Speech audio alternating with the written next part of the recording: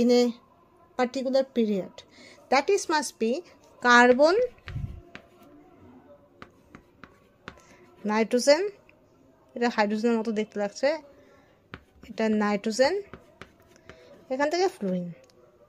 So there must be the size is comparable because they are present in the same pair. যদিও আমরা জানি যে left to right আমার কি হয়, size কি করে, decrease হয়, but this size is not too much decreases, that should be gradually decreases.